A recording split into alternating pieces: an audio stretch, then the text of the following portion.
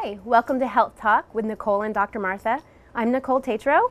I'm Dr. Martha, and our guest today is Carolyn Weber of Northwestern Medical Center. She's here today to talk with us about BPPW, BPV, I can't even say it. That's a mouthful. BPPV, I can't even say it. I might have vertigo, that might be the problem. So unlike Alfred Hitchcock in his movie, we're not talking about that kind of vertigo. We're talking about the kind that you can develop. And we're going to talk with Carolyn a little bit more about what it, how you develop that, how do you evaluate it, and then how do you treat it? Mm-hmm. So Carolyn, tell us a little bit about what your experience has been. Well, what it is actually called is benign paroxysmal positional vertigo, and it is the most common type of vertigo there is out there. So vertigo itself is basically a sensation that things are spinning, that something inside your head is spinning or you feel very dizzy. And there are a lot of different reasons why you can have vertigo. The one we're talking about today is the benign paroxysmal positional vertigo. Which is caused by? Well, it's basically mostly an insidious onset. There's no real cause to it most of the time, but it can be caused by trauma to the head. It could be caused by whiplash. Sometimes vertigo itself is basically what I'm talking about. It could be due to an acoustic neuroma or some inflammation in the nerve in the inner ear. Sometimes it's caused by migraines, but the BPPV is generally an insidious onset that happens. So no real known cause. And people can get it. The paroxysmal part is that it's a sudden onset. So people just suddenly have this kind of attack of dizziness and they don't know where it's coming from. And from talking with people, it really can be very debilitating. It can be very debilitating, yes. So some of the symptoms aside from the dizziness is that people oftentimes feel nauseous. They feel very foggy in their head, and a lot of times they have a loss of balance. Almost like a seasickness. Right. Yeah, it's very similar. It's, it has to do with your equilibrium, so seasickness is a really good analogy to it. Which is why we actually named today's segment, When Your World Won't Stop Spinning. So Carolyn's going to help us learn what you can do so that your world can stop spinning. Because I was actually talking with a friend, her mom suffers from vertigo for years and has for a long time. She was treated many years ago. She said about 40 years ago, and she's actually still maintaining and doing quite well with that just one treatment. Right. So it's amazing because there aren't many things that only take one treatment for you to feel, much better. She still has to do certain things. She said she can't necessarily sleep, on her left side. That's the side where the otoliths, which we're going to talk about. That's when the rocks in your head are not quite in the right place, right? So Carolyn, tell us a little bit more about that. So the otoliths, they're in the ear canal. Right. So we have a model here. And basically, everybody knows what the ear looks like from the outsides of our head, but inside it's a very complex part of our bodies. And there's the outer ear, the middle ear, and then the inner ear. And the inner ear portion is where this vertigo actually happens. So what we have are these circles called semicircular canals, and they contain a fluid in those ears, the endolymph. Part of where those canals can all come together is another part called the utricle, and in that utricle are where these crystals lie, or otoliths, and that's where they're supposed to be housed. But for some reason, sometimes they get dislodged from the utricle and they end up in one of these canals. So they go on a little bit of a roller coaster ride. Go on a roller coaster ride, right. And so therefore you do as well.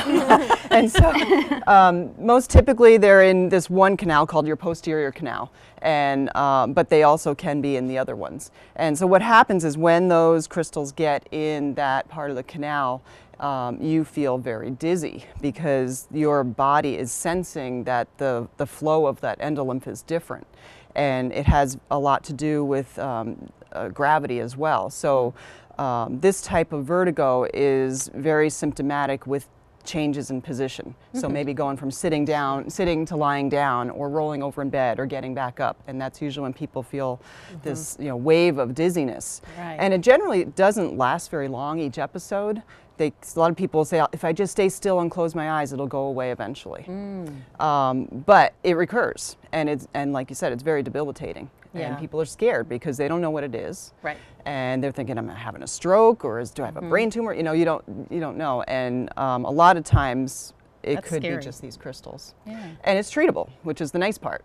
Nice. Do you find that it happens more in male, female, Um, elderly, young Yep. people? Any particular? Typically, it tends to be in the older population, so it tends to ramp up like after 40 and into the like 70s and 80s. People tend to get it. Typically, in women more than men, but no real known connection Risk with all of factors that. or anything? Okay. Interesting. You know, when you were describing the whole thing with the endolive and the, you know, the otoliths moving around, I was thinking of a whitewater rapid, you know, kind of ride.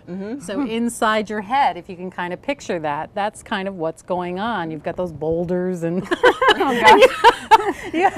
you know, you have to try to move around these boulders, and that's what's happening inside your head. So no wonder it's so debilitating. One of the things that this particular person was telling me when I was asking her about her experience was her husband really did not understand how debilitating it was. He was like, what's wrong with you? Why can't you, you know, get up and, you know, come in and have breakfast with me? Or she'd say, I need to just lay here for a moment and get my bearings, and then I can move on. Right. So talk a little bit about how do you, because one of the things we, you know, mentioned earlier is that there are different types of vertigo. So Right. how do you tell when it's benign, paroxysmal, positional vertigo versus something that's caused by a tumor Right. or some other? So generally, we get referrals from the patient's physicians, and it could be your general practitioner, it could be a neurologist, it could be a ears, nose, and throat specialist, and they do an extensive evaluation. Okay. It may include diagnostics depending on people's presentation. Yep. And typically when they rule it out and say this is benign positional vertigo, they'll refer to physical therapy. When we see patients in the clinic, we also do pretty extensive history taking, signs and symptoms, background of their medical, you know, history, and then we also do the evaluation that helps to confirm whether that's what the diagnosis is, as well as where it is. So it, you know, like I said, there's 3 canals. There's one canal, the posterior canal, which is typically where those otoliths end up being. More rare, so probably 81 to 89% end up in the posterior canal. Okay. Much more rare, like 1 to 10% might be in the anterior or the lateral canals. So they branch off to a different part of the river. So, right, exactly, exactly. Yeah. So, so there are ways that we evaluate the patients to know which ear it's in, because you have the same thing going on the other side of your head, and which canal, and that determines how we're going to treat the patient. Wonderful. So do you want to demonstrate for us? I think Nicole has volunteered. Sure. To kind of show us, run us through a little bit of the evaluation and what you do. Sure. So, like I said, we would do an extensive history, how long your symptoms have been there, any traumatic incidents you may have had, any illnesses you may have had, anything that might be pieces of the puzzle to figure out why you're having this. After the history, we do more of a physical screen. So typically screen the cervical spine. We'll screen your balance. And then we also screen some of your eye movements and following, you know, being able to follow my finger, being able, you know, looking at the eyes, seeing if there's any unusual movement going on. And after that is complete, then we'll go to the actual testing for the benign positional vertigo. And that is what we can demonstrate here. Very interesting. I actually had a couple of days of feeling dizzy. Oh, okay. Well, maybe we can help you out. So on my back. So what you're going to do is sit on the table, sitting upright with your legs out straight. Okay. Well, better take my boots off, maybe. Didn't prepare. So while Nicole's getting undressed for us, so Carolyn, tell us a little bit about how many patients you've treated with this. You know, things come in waves all the time with any physical therapy diagnoses that we see. And so I would say, you know, probably in a year's time I may get anywhere from 6 to 8 patients. I mean, you know, I think part of it depends on the practitioners knowing they can send their Yeah. patients to physical therapy, Yeah. and who is trained in doing the evaluation and treatment of the vertigo And maybe as this well. will raise some awareness to patients who know that they Yes. can actually Right. have some relief. Well, a lot of people don't know Just that there don't is a know. treatment for this. Exactly. I was just going to say that. Yeah, a lot of That's our physicians goal, isn't it? will. With this. Yeah, a lot of physicians will prescribe meclizine, which will calm down their symptoms. But if it has to do with these otoliths, it's not going to cure the problem. Right. It's just going to it's going to calm their symptoms down. Band-Aid. Yep. So I'm going to have you scoot back a little bit more. Okay. And that'll work. So for the testing part, after I've done my history, I've screened her. You know, sometimes you can get some feedback from patients knowing which ear it may be in based on how they get up out of bed or when they feel their symptoms. So say I've done all that and I'm suspecting it's your right posterior canal or your right ear anyway. The first test we do is kind of the gold standard of testing for this, and it's called a Dix-Hallpike maneuver. And so what I do is I'm going to support her, and I'm going to have you turn your head to the right, and then I'm going to have you lie down. And before I start, a lot of times I will definitely explain to the patients what I'm doing so that they're not scared, because they're already pretty anxious about all this. So telling them, I'm going to lay you down, your head's going to be back. Very important to keep your eyes open, because I'm also looking for spontaneous eye movements called nystagmus, and that's a pretty classic sign oftentimes. So just knowing that they're in good hands, they're not going to be hurt, we're just positioning them to actually elicit their symptoms. Right. So that's what we're looking for, is what is actually causing their symptoms. So with your head turned to the right, I'm going to have you lie back. And you're going to keep your eyes open. And I'm just watching her eyes. And that's an important part, right? To keep the eyes open. Important part is to keep the eyes open, because you're looking for that nystagmus. And sometimes people have it, sometimes they don't. Right. But it's definitely a classic sign. And if she immediately felt dizzy in this position and I saw the eye movement happening, I would know this is definitely a possibility. So that would be a diagnosis in itself. That would be right a diagnosis. And then would you Okay. continue? Yeah. So, and the other important part is waiting it out, because sometimes there's a delayed onset of the nystagmus or the symptoms. Yeah. So we wait it out generally, 30 seconds to a minute to see if those symptoms come on.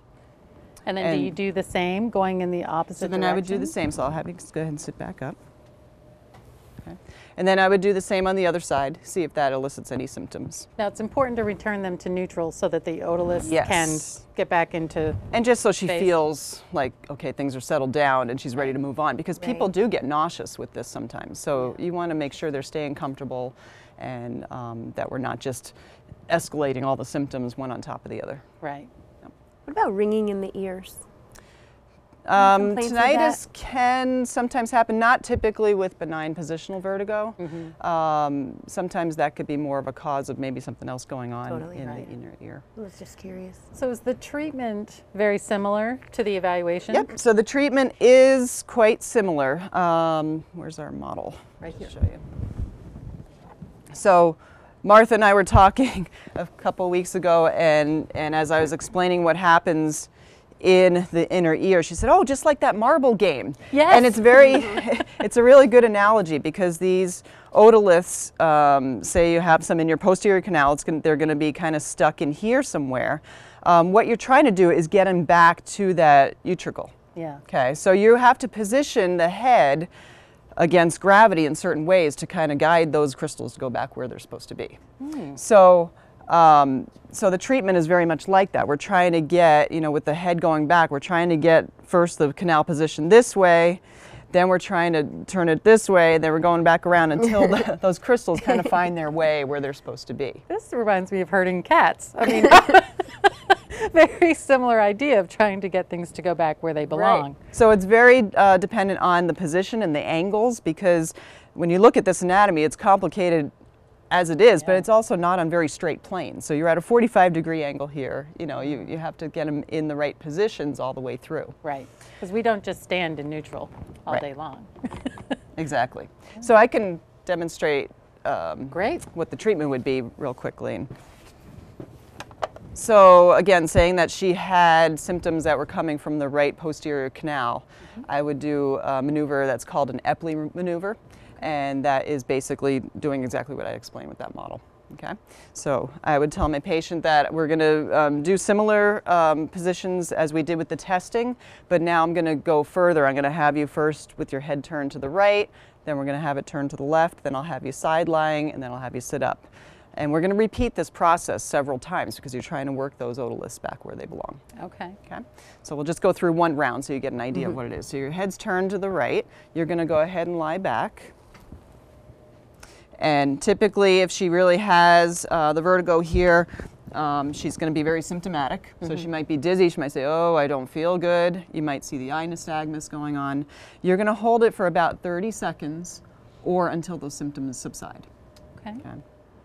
And then the next position would be keeping her head extended and just going 45 degrees to the left. And here again, it might bring on symptoms. Yep. You're going to wait it out the 30 seconds or so. And then after the 30 seconds, I'm going to have you lie on your left side without lifting your head. Ooh, it's almost done. Yeah. And then we're going to hold in this position, do the same 30 seconds. And then I'm going to have you sit up so you can bring your legs off the table there. And as you sit up, just tuck your chin. And I'll often just kind of guard them a little bit to make sure they're feeling okay, and then they'll sit up and hold that tuck position for about 30 seconds. So the reason that you lie them on their side, why do you do that? It all has to do with the positioning of that canal. Okay. So it's just because it has to do with gravity, you're just gradually moving in the direction of that canal. Okay.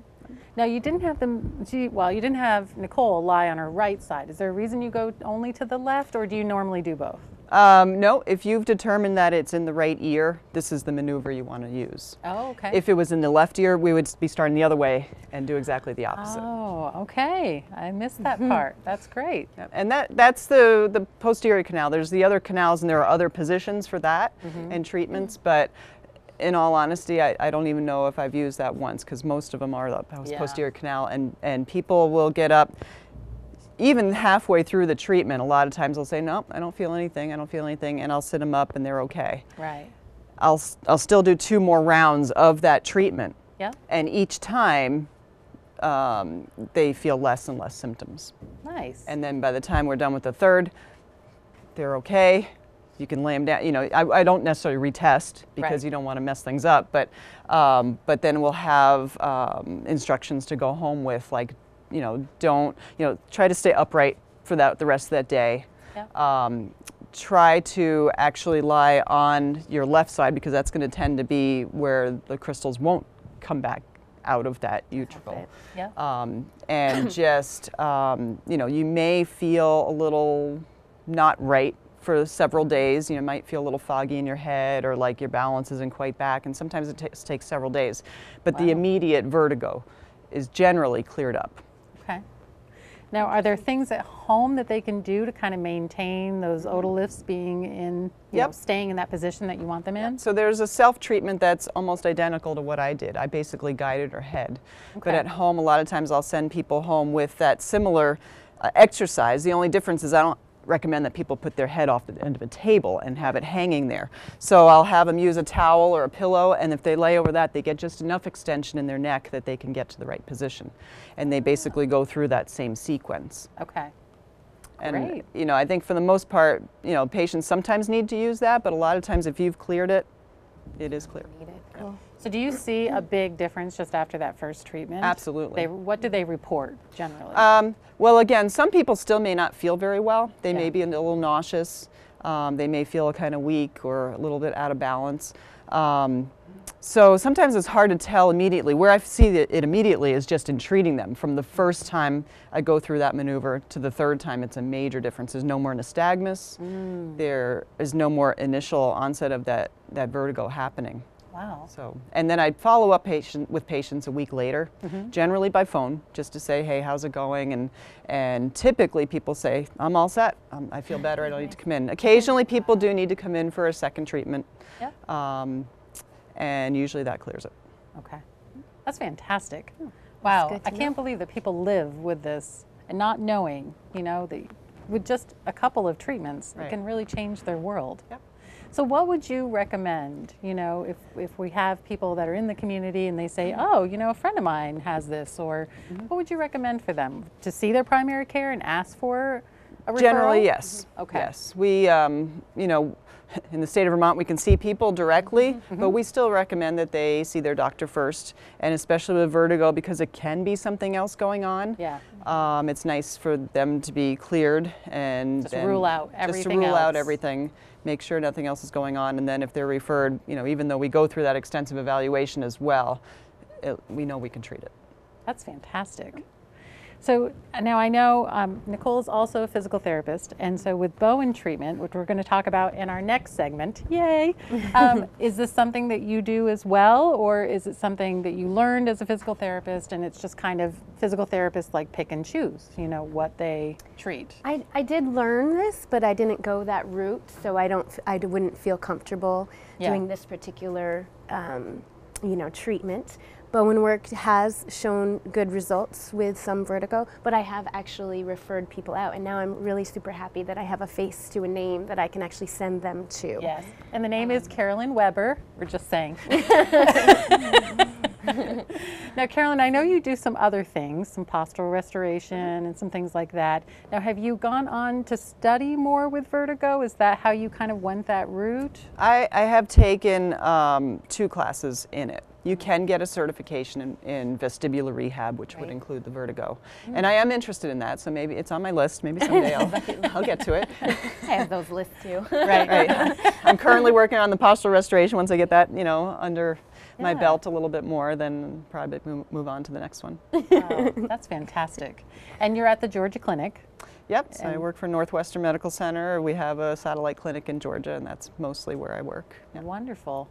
And I know there are other therapists, and lots of them in the area, but not everyone treats this. Right. So that's an important point, you know, to make, is you do need to go to your primary care, do need to be evaluated, rule out all of the other possibilities, make sure it is benign, and then send them to Carolyn. So we're just saying, or to someone, a physical therapist who, you know, does treat this. That's one of the most important things. You don't have to live with your world spinning. That's what we're trying to talk about today.